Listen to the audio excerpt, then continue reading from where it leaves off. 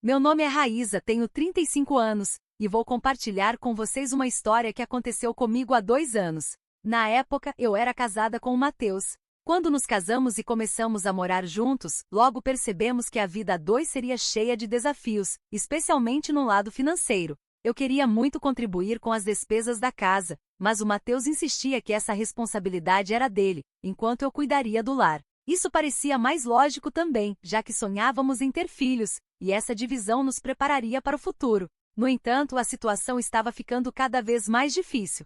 Nem mesmo conseguíamos sustentar a nós mesmos. Matheus passava a noite sem dormir, atormentado pelas preocupações, e eu não conseguia deixar de me preocupar com ele. Mas, um dia, tudo mudou. Ele chegou tarde em casa, e assim que cruzou a porta, me deu um abraço apertado e um beijo com uma felicidade que eu não via há tempos. Ele me contou que havia sido promovido a vice-diretor na empresa onde trabalhava. Fiquei surpresa e muito feliz, mas também um pouco assustada.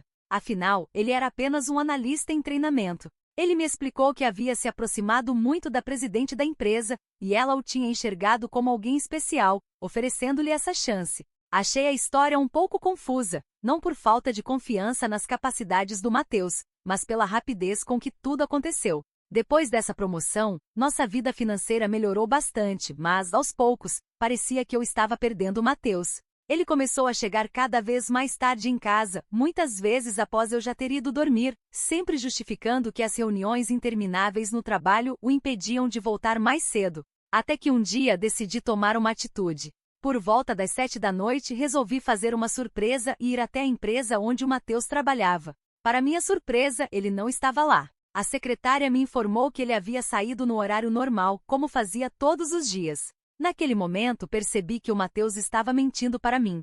Eu precisava de respostas. Quando ele chegou em casa, não hesitei em confrontá-lo. Assim que revelei o que havia descoberto, seus olhos se arregalaram, e uma expressão de medo tomou conta do seu rosto. Você não devia ter ido lá. Está atrapalhando meus negócios, ele disse, nervoso. Eu, sentindo a raiva e a frustração crescerem, respondi, atrapalhando seus negócios? Você está me traindo com uma antiga colega e eu sou a culpada por atrapalhar seus negócios? Não sou sua esposa, Matheus? Não sou idiota.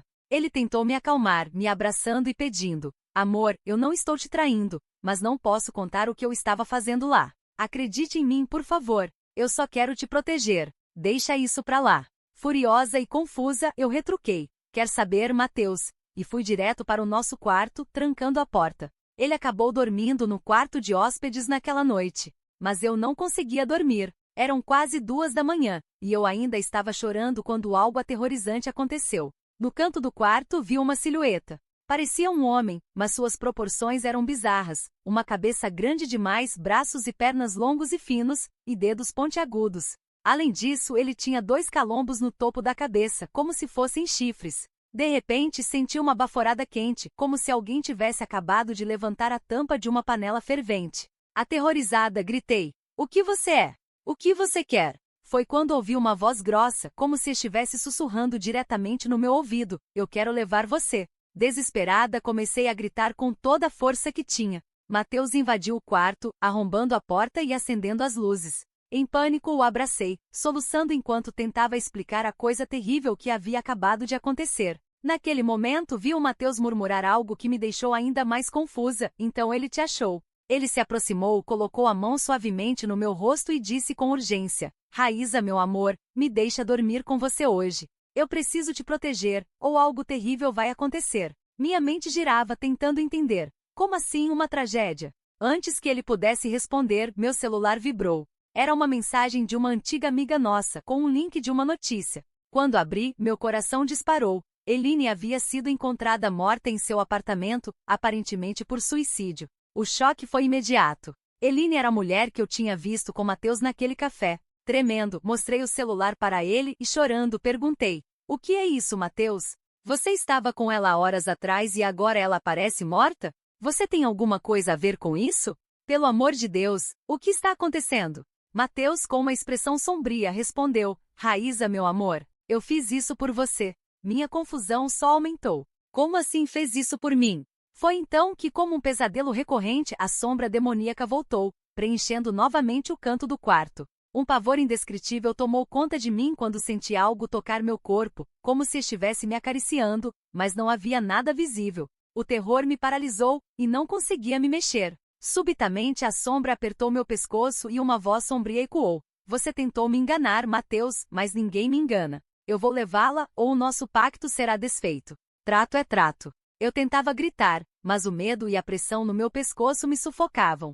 Mateus, desesperado, gritou de volta. Não, eu não vou deixar isso acontecer. E nesse momento ele começou a confessar. Raíza, eu comecei isso, e agora eu vou acabar. Quando estávamos no fundo do poço, sem saída, eu procurei ajuda, mas não de uma pessoa. Eu busquei um demônio. Ele me ofereceu estabilidade financeira em troca da alma de alguém muito importante na minha vida. Mas eu não podia sacrificar você, então voltei a me aproximar da Eileen, fingindo que ela era essa pessoa importante. Achei que assim o demônio acreditaria que ela era o suficiente.